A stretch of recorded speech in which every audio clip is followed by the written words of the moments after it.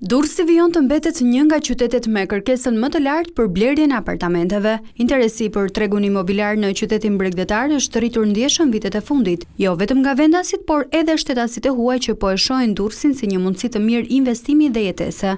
Pas një periudhe ngadalësimi, tregu i pasurive të paluajtshme ka rifituar ritëm, indikuar edhe nga procesi rivlerësimit të pronave dhe veçanërisht të apartamenteve. Kemi vënë re me hapjen e rivlerësimit, ka pas shumë interes të lartë të shitjet me kredi. Të punësuar, sektorin privat ose shtetëror janë vlerësit tonë kryesor ke pjesa e qytetit.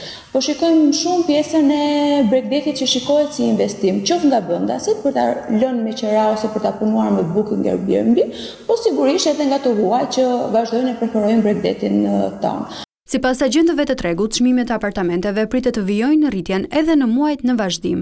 Kemi vënë re një tendencë normalisht për ndërtimet e reja, por ka dhe diçka. Ndërtimet e reja dalin gjithmonë me kosto pak më të lartë dhe çmimet më të larta dhe çmimi është ajo që e bën diferencën. Apartamentet në Durrës po kërkohen nga familje të punësuara në sektorin publik dhe privat, sipërmarrës si dhe nga të huaj që zgjedhin qytetin për të jetuar apo investuar. Përfaqësues të agjensive të tjera imobiliare thonë se hyrja në fuqi e rivlerësimit të pronave ka sjellë rigjallërim të tregut imobiliar. Atëherë, po ta marrim në rang kombëtar, vetëm për 2 muajt e parë sapo hap procesi i rivlerësimit, janë bërë 9500 aplikime, nga të cilat shteti shqiptar ka përfituar rreth 30 milionë euro. Interesi ka qenë i lartë. Qyteti Durrësit, nëse marrim themi ASHK Durrës, ka pasur mbi 2000 aplikime.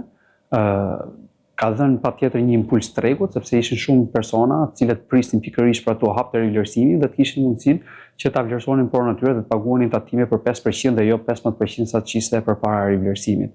Zonat më të preferuara në Durrës për ata që kërkojnë të blejnë prona vazhdojnë të jenë zona e Zhvolgës, qendra e qytetit, si dhe zona turistike Shkëmbi Kavajës Qerreth, me çmime që variojnë nga 1200 deri në 2500 euro metri katror.